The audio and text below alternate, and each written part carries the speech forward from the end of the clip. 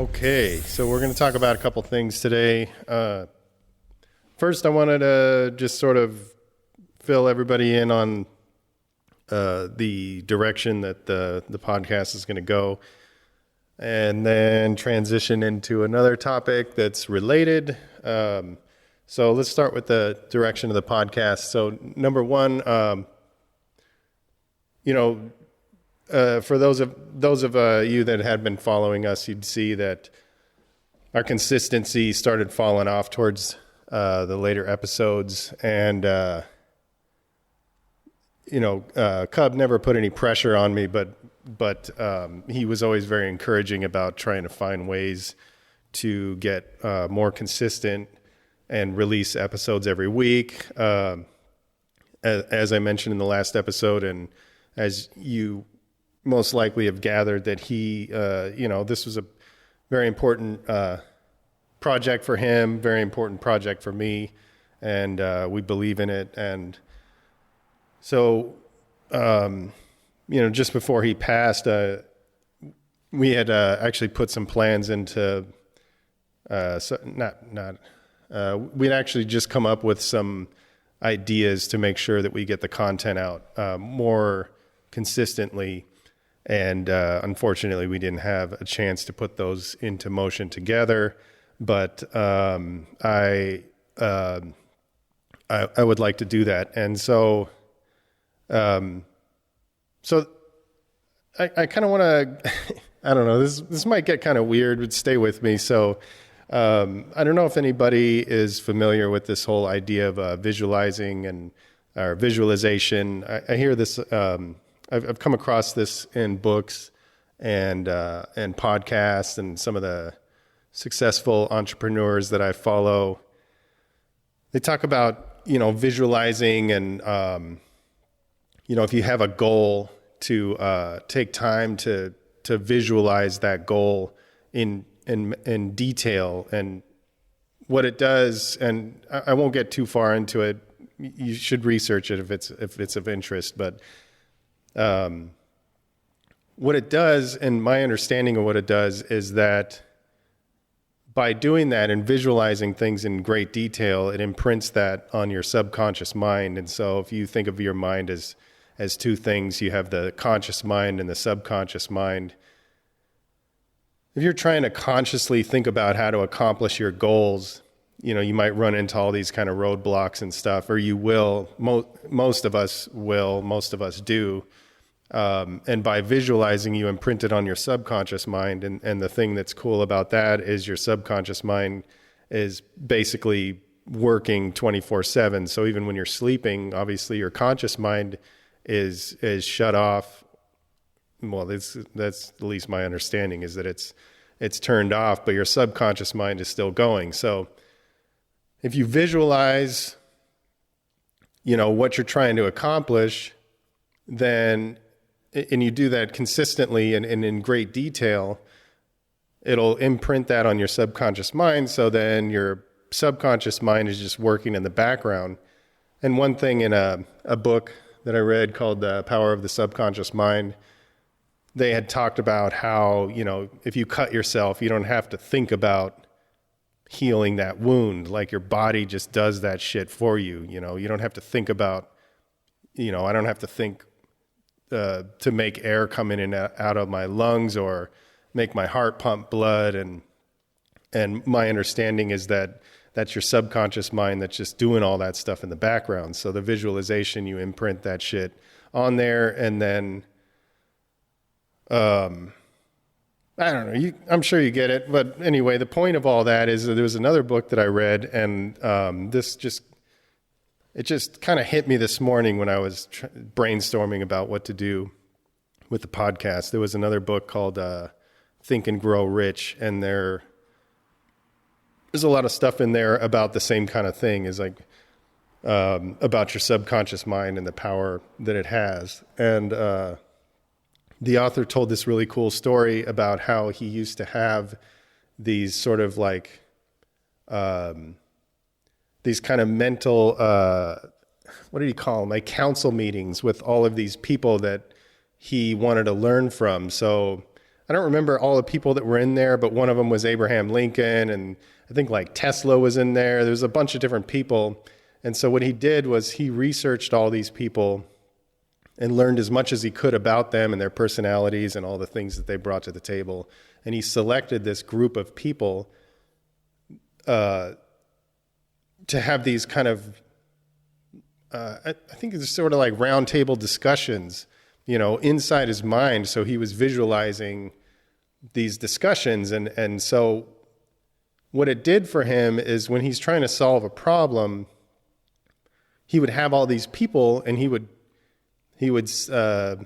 consult with them about these problems and imagine what these people would say based on information that he got from his research and learning about these people. So I know it sounds kind of weird, but if you really think about it and how powerful your subconscious mind is, and the way he described it, the more that he did it, the more easy it became to imagine in pretty realistic, it ended up being very realistic to him that he was counseling with these people. I don't know if counseling is the word, but he was having these round table discussions in his mind, So like your mind is fucking, like I don't think anybody can deny that your mind is fucking very powerful. So if you convince yourself, well, I don't know if that's the word, but if you get into like believing, like obviously he doesn't believe that these people are living in his head, but like my understanding is that the more detail you do this kind of practice of visualization, your subconscious mind can't really tell the difference between whether or not that's really happening. So if he's sitting here having these really detailed visions of discussing things with Abraham Lincoln and imagining based on information that he knew about Abraham Lincoln and how Abraham Lincoln would approach these situations, my understanding is that your subconscious mind doesn't really tell the difference. So like, according to your subconscious mind, you might as well be sitting there with Abraham Lincoln getting that information from him. So he did this more and more and more to where these people started having these personalities. Like he said, Abraham Lincoln would show up late to the meetings every time, and like different people, like one guy, I can't remember who it was, but he would sit off to the side, quiet for the first part of the meeting, and so he was able to develop this like crazy detailed dialogue. And again, it was based on research. So he got to know these people. So I thought about that this morning, and it just sort of dawned on me. I was like, why don't I do that with Cub? Because I do know him. I mean, obviously, I don't know him as well as a lot of people do, but as far as the goals and the plans and everything that we had set in motion, I feel like I have a really good handle on what he wanted. And in addition to that, I also have a library of audio. And so not only do we have all the edited material that you guys have heard, but there's a lot of material that got edited out. There's also a lot of times we would just turn on the mics and start recording and have maybe like 20 minutes of banter in the beginning that was completely unrelated because neither one of us are broadcasters. So we thought it might be good to kind of get warmed up and kind of get into the groove. So there's a lot of that material. We also did some things where, we would have these great conversations talking about what we were going to discuss in an episode. So we decided to record some of those phone calls. So I have those as well. And so what I'm planning to do is review all of that, material, and just do that same thing that the guy in that book did, which is I would. And the way the things that would normally go is I would think of something that I thought would be cool for the episode, and then Cub and I would have a discussion about it. and then we would record. So what I think I want to try and see if it's a way to keep his energy connected to this project is by having those council meetings with him every day. And this isn't like some weird, hocus pocus thing. It's all subconscious mind and visualization and all this kind of stuff. So I'm not talking about like, I don't know, having like a seance or any kind of stuff like that. Like, I mean, I'm not discounting that, but that's not what this is. It's more of like, using my subconscious mind to try to keep his energy tied to this project. And hopefully that's not too weird for everybody to understand. So there's also some other stuff that I want to do. And this might be kind of weird, but so when I recorded the last episode, obviously Cub wasn't here, but I still set up all of his gear. I set up his mic. I made sure the levels were set. I set up his headphones, and the reason for that is just, there's so much shit that we just can't truly understand about, about a lot of things, obviously, but as far as like when people pass on, like, I know that a lot of religious people have their views on what happens, and I'm not necessarily religious, but I want to do that just in case he's watching. I want to make sure that he feels a part of it. And I don't know, maybe, if people think that's weird, I don't really give a fuck, but I'm just going to do that. But I will tell you a little story, and this is going to be weird, but so it was like 1997 or something. I was living in North Hollywood, and the situation I was in there didn't work out, and I ended up moving back in with my folks for a little bit, just to be between places kind of thing. And I was crashing in their living room, and this fucking weird shit started happening. I'd wake up and there was just a dude sitting in the recliner. It was like a shadow of a dude. And I would just flip out. I would start yelling at him constantly. What the fuck are you doing in here? Just freaking out. And I'd turn the light on, and then he was gone. And this happened a few times. And I thought, oh man, I was just dreaming, whatever. I just sort of discounted it. It was super scary, and so then one night I fucking woke up, and this motherfucker was over my bed staring at me right in the face. Like, his face was like 5 inches away from my face. And the fucking dude's face is glowing. I was like, what the fuck? It was the fucking scariest shit I've ever experienced in my life. Like, I'm kind of freaked out even just talking about it.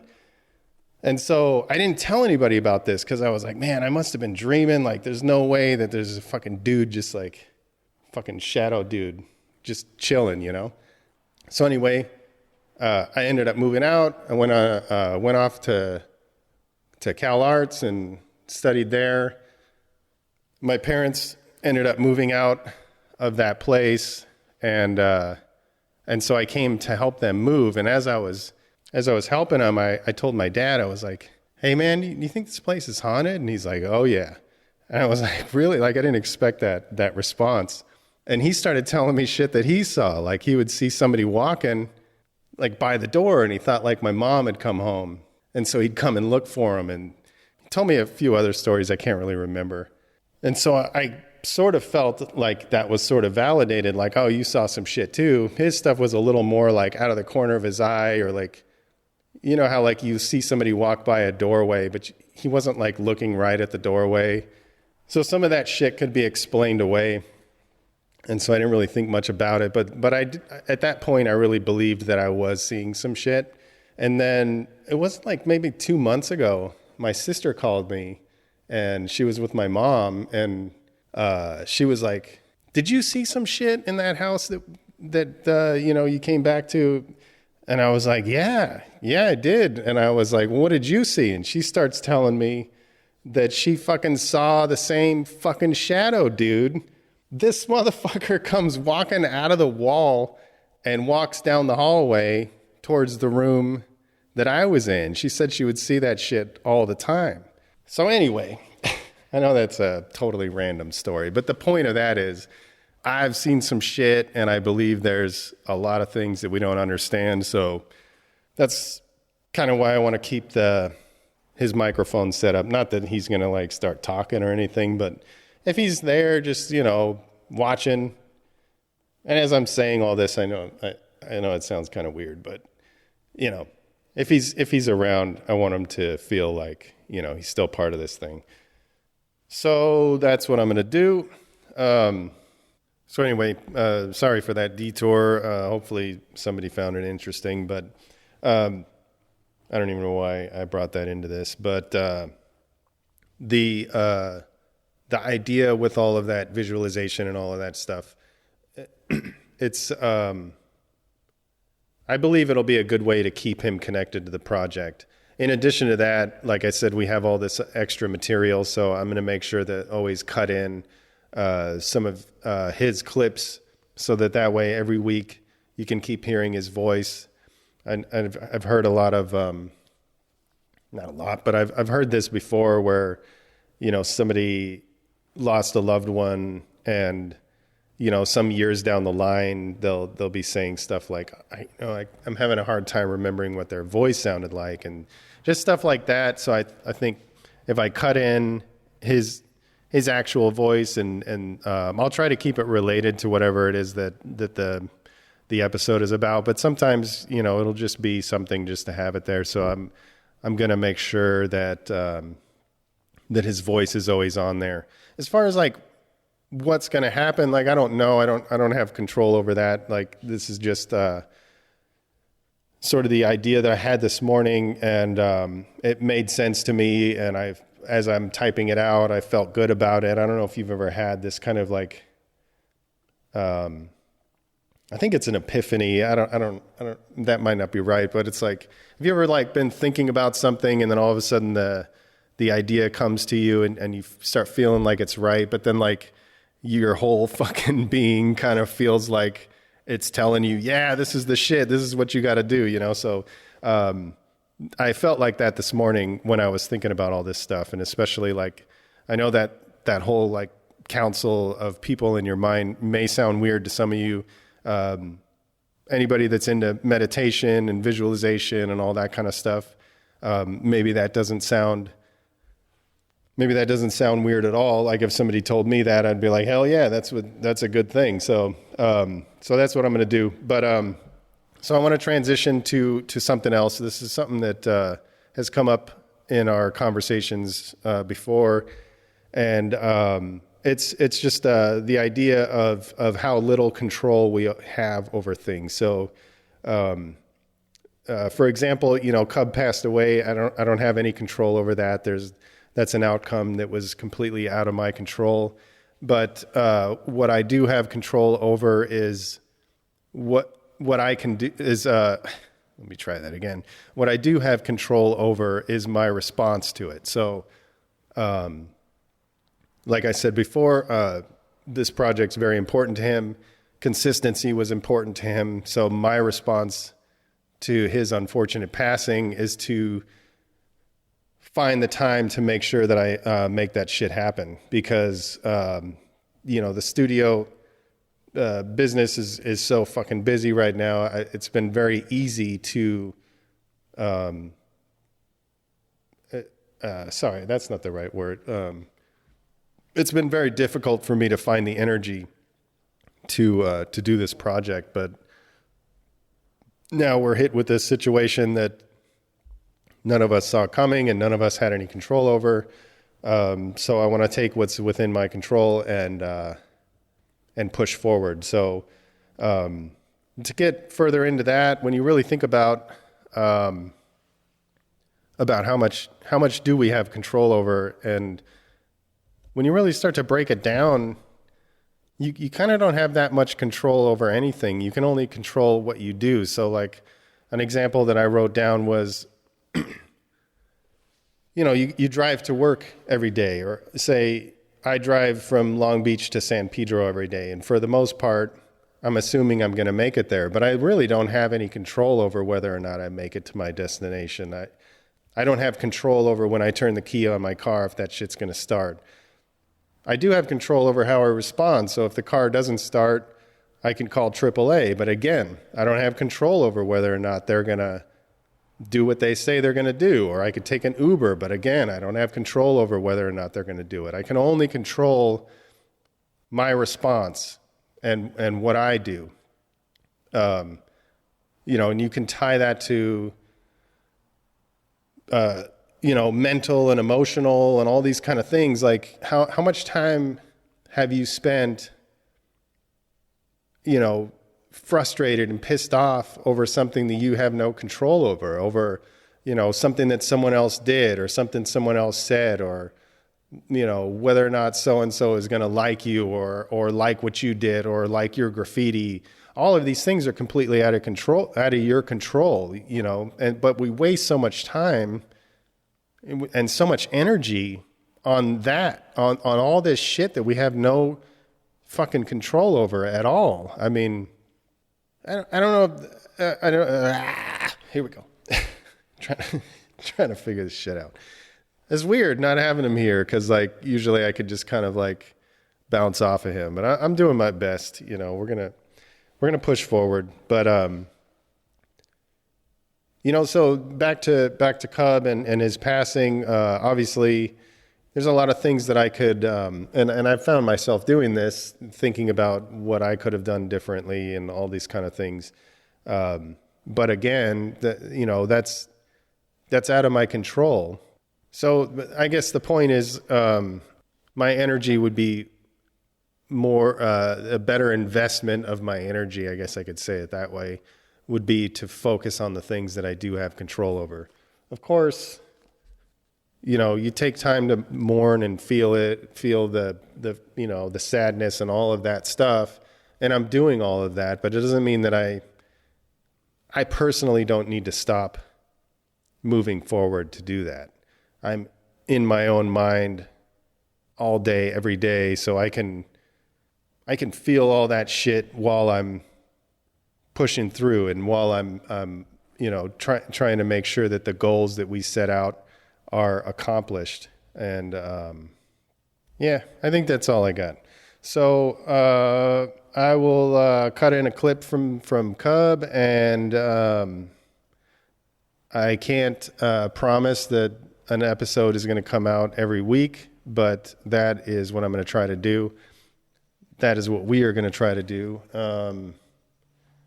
And I'll do my best to stay on top of it. So thank you all for all the messages and for the new people that are just discovering this podcast, and hopefully you continue to support it. If you have anything, any photos or anything of Cub or his work, or you want to send any kind of messages or anything, it's best to send them to our email, graffitimachine@gmail.com. I'm getting a lot of DMs, and I appreciate them, but those things, the Instagram DM is not the easiest to keep track of. So if you want to send me anything, go ahead and send it to graffitimachine@gmail.com. And we're going to put together a page with all of his work and all this kind of stuff and continue to update it. So anyway, that's it. Hope you're all doing well. And thank you again. Appreciate it. So there's one side of it that I'll start trying to like base it on my experience as far as, so here's a couple different things about this whole theory that I've found interesting. Because on one hand, I look at it like, had I even thought about, looking at things this way before, perhaps I would still have certain things in my life that I really want to have in my life. Then on the other hand, I would look at it in the way from what I understand, is that, well, it's because of those things that had happened that you are now able to be aware of what you need to do, right? And you're aware of what you need to pull the covers off in that sense. And like you said, there's certain things, Graph, within your crew, within your abilities at this moment, within your financial situation, which all these things are geared towards your career as a writer or your hobby or whatever you want to consider this. But there are certain things that the more we try to control, ultimately we're actually really pushing that shit away from us even further and further out of reach, in my experience. The more that I tried to have a grasp on something and think that I was in full control over the outcome and how this person or this thing was going to react to me and how they should and my expectation, this shit fucking leads to resentments, and then it's even further out of your fucking control, and then you start losing your whole grip on why you're doing the shit in the first place. So, you know, in my experience, the best thing that I have pulled from this, which is what you just sparked this with, which is what little control we have over certain things, and not so much to focus on all the things we don't have control over, because that list is long as shit. It's I believe more of a benefit to gear all your attention towards the things you do have control over, which is the basics. That what's right in front of you at this very moment, the way you take care of yourself and the way you respond to whatever you're up against right now.